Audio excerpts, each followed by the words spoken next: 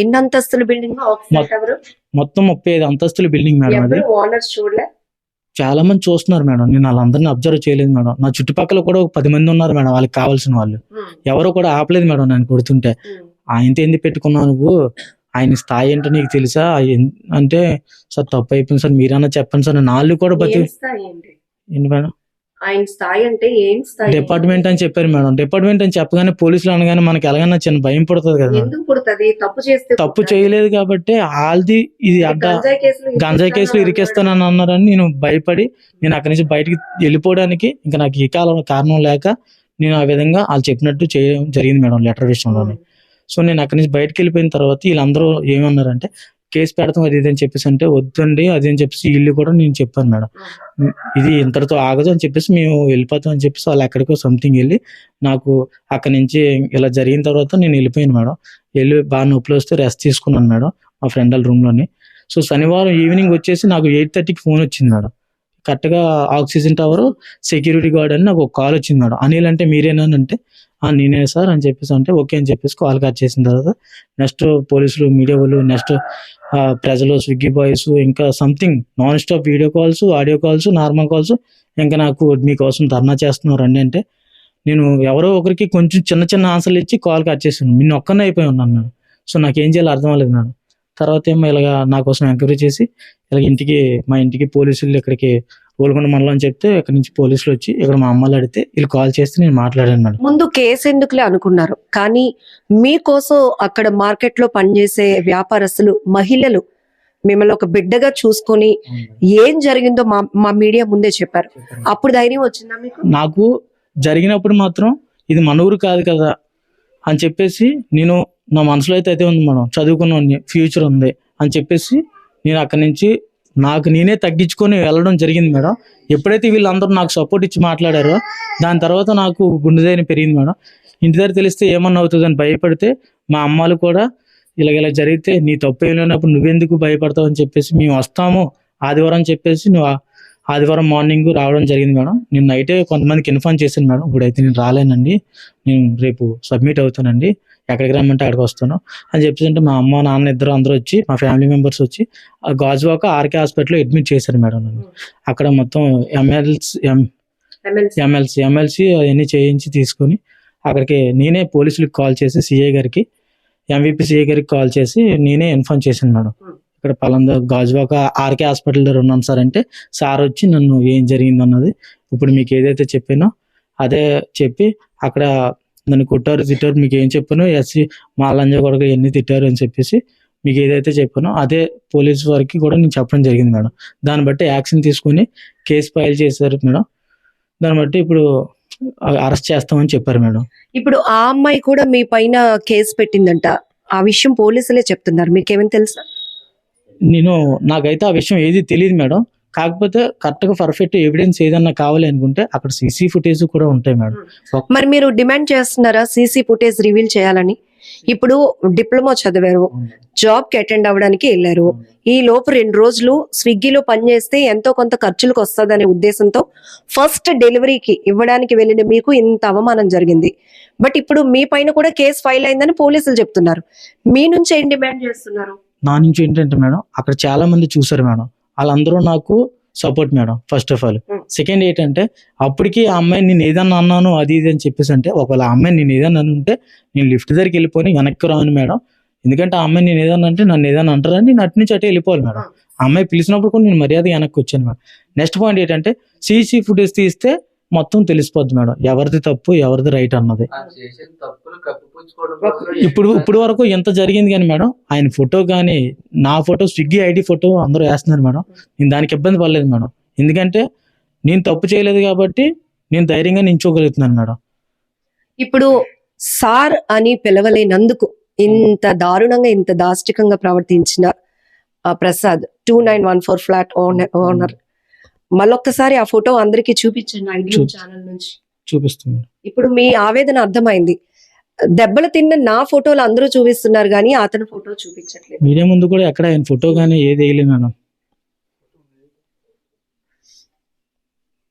ఆయన ఫోటో ఇది మేడం, ప్రసాద్ గారి ఫోటో ఇది మేడం.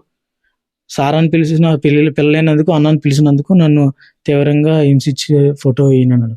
పోలీసుల నుంచి మీరు ఏం న్యాయం కోరుతున్నారు ఇప్పుడు? ఆయనకైతే శిక్ష పడాలి మేడం కంపల్సరీ. ఎందుకంటే నా కోసం చాలా మంది ఎస్సీ యూనియన్ తరపుని, నెక్స్ట్ స్విగ్గీ బాయ్స్, నెక్స్ట్ నా తరపుని ఉన్న అక్కడ చూసిన ప్రజలు అందరూ లేడీస్, అదే మేడం అందరికన్నా ముఖ్యంగా అయితే ఇది ఎంత పోరాటం చేసి ఎంత విజయంగా నాకు ఎంత బాగా సపోర్ట్ చేసింది ఎవరంటే ఆ చుట్టుపక్కల ఉన్న లేడీస్ మేడం.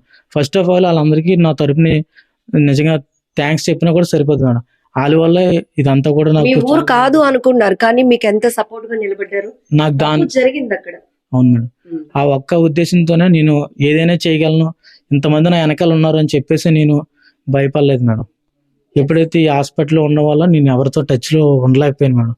ఇదంతా అయిన తర్వాత పోలీసు వారు ఆ ఎఫ్ఐఆర్ ఇవన్నీ ఫైల్ చేసిన తర్వాత నేను దేనికైనా సరే చెప్పడానికి రెడీ అయ్యాను మేడం. కొన్ని చోట్ల స్విగ్గీ బాయ్స్ అంటే డెలివరీకి ఇవ్వాల్సిన బాయ్స్ కూడా కొంత ఇబ్బందికర సిచ్యువేషన్ క్రియేట్ చేస్తున్నారు, అవి ఉన్నాయి. బట్ కొన్ని చోట్ల ఇలా దాడులు జరుగుతున్నటువంటి సంఘటనలు ఉన్నాయి. సో మీ కేసే ఒక ఇన్స్పిరేషన్ గా ఉండాలని అనుకుంటున్నారు? ఖచ్చితంగా మేడం. నా కేసు ప్రజలందరికీ, ప్రతి ఒక్కరికి కూడా ఇది ఒక పెద్ద స్థాయివాడు వేరు, చిన్న స్థాయివాడు వేరు అన్నది కాకుండా అందరూ మనుషులే, ప్రతి ఒక్కరికి కూడా ఒకేలాగా ఉండాలి. ఇప్పుడు స్విగ్గీ వాళ్ళు ఆర్డర్ పెట్టుకున్నారు మేడం. అక్కడ వచ్చేది మాకు 30 రూపాయలు 20 రూపాయలు మేడం ఆర్డర్ మీద. ఆయన మాకు 20 రూపాయలు 30 రూపాయలు ఇంకా మాకు ఏదో జరగక మేము అలాగే చేయాల్సి వస్తుంది కానీ తప్పించి మేడం ఆయన పెద్ద స్థాయి అని చెప్పేసి కోటీశ్వర్లు అని చెప్పేసి మమ్మల్ని వీళ్ళకి హింసించి ఇష్టం వచ్చినట్టు క్యాస్ట్ పరంగా తిట్టడం అన్నది నాకు అయితే మరి ఆయన ఉద్యోగం కరెక్ట్ కాదు. అంటే డెలివరీ బాయ్స్ అంటే ఒక చిన్న చూపు ఉందా, మీరు చదువుకోలేని వాళ్ళు అలా అని? అంటే ఇక్కడ చూపే మేడం డెలివరీ బాయ్స్ మీద మాత్రం ఖచ్చితంగా ప్రతి ఒక్కరు కూడా ఆర్డర్ పెడితే వాళ్ళు ఎక్కడికి కావాలంటే ఏ ఫ్లోర్ అయితే ఆ ఫ్లోర్ మేము కరెంట్ పోయిన సరే లిఫ్ట్ రన్ అవ్వకపోయినా ఎన్ని ఫ్లోర్ అయినా స్టెప్స్ ఎక్కి పైకి తీసుకెళ్ళాలి మేడం. ఎంత మిగులుతుంది అందులో మాకు ఏం మిగలదు మేడం. పొద్దున్నే సాయంత్రం 15 ఆర్డర్లు వేసి ఒక 500 600 అలాగా వస్తాయి మేడం. అది ఏ రోజు ఎంత వస్తాయి కూడా తెలియదు మేడం. అంత కష్టపడి మేము ఊరు వదిలేసుకొని ఇప్పుడు ఈ ఆక్సిజన్ టవర్ లో 29వ ఫ్లోర్ కి వెళ్ళి మీరు 2914 కి ఫిష్ ఆర్డర్ ఇచ్చారు కదా, ఆ ఒక్క ఆర్డర్ కి మీకు ఎంత వచ్చింది? అక్కడ నాకు 50 రూపీస్ అలాగ వస్తే అందులో 25 రూపీస్ కట్ అయిపోయింది మేడం. అందులో నాకు వచ్చింది 30 రూపీస్ మేడం. అవును మేడం. ఇదంతా ఎందుకు చెప్తున్నామంటే స్విగ్గీ బాయ్స్ అంటే డెలివరీ బాయ్స్ ఎంత కష్టపడతారు, వాళ్ళ స్థితిగతులు వేరు, వాళ్ళ ఎడ్యుకేషన్ వేరైనప్పటికీ కొన్నిసార్లు వాళ్ళ క్వాలిఫికేషన్ కి తగ్గట్టు జాబ్స్ రాక అలా అని ఖాళీగా ఉండడం ఎందుకు, మనపైన ఆధారపడ్డ కుటుంబ సభ్యులకి ఏదో రకమైన చేయూత ఇవ్వాలి, ఫైనాన్షియల్ గా మనం కూడా స్టేబుల్ అవ్వాలనే ఉద్దేశంతో వాళ్ళు ఇలాంటివి చూస్ చేసుకుంటూ ఉంటారు. అంతే కదా, ఈ క్రమంలోనే కదా మీరు అది. ఇప్పుడు ఏదైనా సరే మనీతోనే కదా మేడం కుడిపడి ఉంది. ఎంతో కొంత వస్తే జోలో రూపాయి ఉంటే మనకు దేనికైనా ఒక మంచినీళ్ళు తాగాలన్నా ఒక 20 రూపాయలు ఉండాలి కదా మేడం. సిటీలోకి వెళ్ళిన తర్వాత ఎంతో కొంత మన చేతిలో ఉంటే బెటర్, సాయంత్రం వేస్తే ఒక 500 వస్తాయి అనే ఉద్దేశంతో నేను స్విగ్గీ. ఇప్పుడు ఈ సమస్య అనేది మీ ఒక్కరిది కాదు, అందరూ ఓన్ చేసుకున్నారు. ఇక్కడ ఈ మౌనిక పని మనిషిగా పనిచేస్తున్న ఆమె ఎవరైతే ఉన్నారో ఆమెకి మా ఛానల్ నుంచి మీరు రిక్వెస్ట్ ఏమైనా పెడతారా? అంటే తను అక్కడ ఓనర్ దగ్గర పనిచేస్తుంది కాబట్టి భయపడి ఉండొచ్చు, కానీ ఇప్పుడు ఆ అమ్మాయి పట్ల మీరు అసభ్యంగా ప్రవర్తించారని, అందుకోసమే అతను కొట్టాడని, అందుకోసం ఆమె మీ పైన కూడా కంప్లైంట్ ఇచ్చిందని పోలీసులు చెప్తున్నారు. కాబట్టి మీరు ఆమెకి, మీరు ఇందాక ఒక అక్కలాగా అని అన్నారు కదా, మీరు ఏం రిక్వెస్ట్ చేస్తారు? నేను రిక్వెస్ట్ చేసేది ఏంటంటే మేడం, నా తప్పు ఉందో లేదో ఆవిడకి కూడా తెలుసు మేడం. సో నేను వెళ్ళాను, ఆర్డర్ ఇచ్చాను, ఆవిడ కిందకు వచ్చి కూడా చెప్పారు మేడం తప్పు లేదు అన్నట్టు. మళ్ళీ ఇప్పుడు కేసు ఎందుకు పెట్టారో కూడా నాకు ఇప్పటికీ కూడా తెలియలేదు మేడం. అవును. అతనికి నెక్స్ట్ ఇంకోటి ఏంటంటే మేము కంప్లైంట్ ఎప్పుడో రేజ్ చేసాం మేడం. ఎప్పుడైతే ఇది ఇష్యూ జరిగిందో పోలీసులు ఇదంతా చేయడం వల్ల ఆవిడ నిన్న కంప్లైంట్ చేసినట్టు మాకు కొంతమంది ఫోన్ చేసి చెప్పారు మేడం. దానివల్ల ఏంటంటే ఆ అమ్మాయి నేను ఏమనుకుంటా కంప్లీట్ చేశారు మేడం.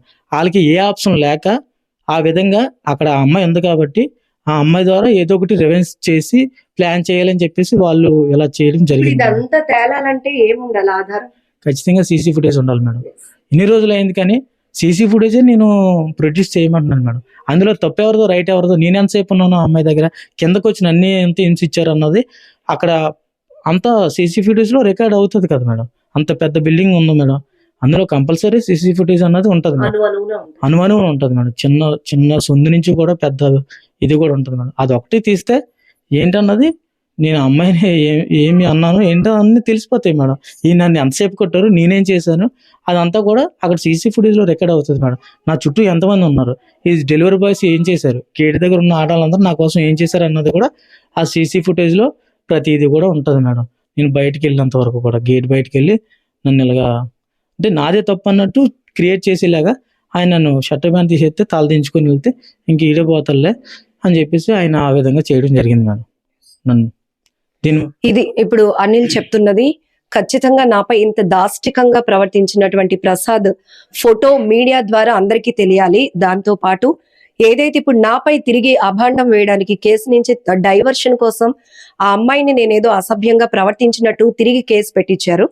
ఖచ్చితంగా ఐ డ్రీమ్ ఛానల్ ద్వారా కూడా రిక్వెస్ట్ చేస్తున్నాను, అమ్మాయి వాస్తవం చెప్పాలని ఒక అక్కలాగా తనని ట్రీట్ చేస్తూ నేను అడుగుతున్నాను. ఎందుకంటే నేను డిప్లొమా చదివాను, జాబ్ కోసం ట్రై చేస్తూ ఒక 2 రోజుల పాటు స్విగ్గీలో లాగిన్ అవ్వడం వల్ల ఎంతో కొంత ఖర్చులకు వస్తుందన్న ఉద్దేశంతో ఫస్ట్ డెలివరీ చేసిన నాకు ఇలాంటి బ్యాడ్ ఎక్స్పీరియన్స్ వచ్చింది. ఇంకా నేను ఆత్మస్థైర్యంతో ముందుకు వెళ్ళగలుగుతున్నాను కాబట్టి సరిపోయింది. మరొకరు అయితే గనక వాళ్ళు ఏం చేసుకోవడానికైనా సిద్ధపడతారు. అంత అవమానం నాకు జరిగిందని చెప్తున్నాడు. అలానే తనకు న్యాయం జరగడంతో పాటు సీసీటీవీ రికార్డు కూడా మీడియా ద్వారా పోలీసులు రివీల్ చేయాల్సిన అవసరం ఉందని కూడా డెలివరీ బాయ్ అనిల్ చెప్తున్నాడు.